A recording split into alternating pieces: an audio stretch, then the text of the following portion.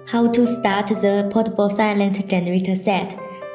At first, open the access door, unscrew the dipstick. According to the scale dipstick, add a quart of oil to the tank.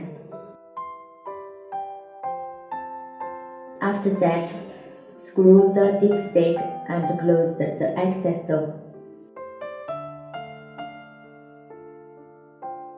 Unscrew the cap of fuel tank. Add moderate gasoline. In general, the fuel tank volume of 1 kilowatt generator can be filled with 2.5 liters. After that, keep the fuel tank closed. Turn on the switch, but beyond that, keep it to off please. Get the switch to on for the set running, besides to off. Pulling the string for 3 times or more to start the generator set. Switch the throttle to on, otherwise the generator set will stop running.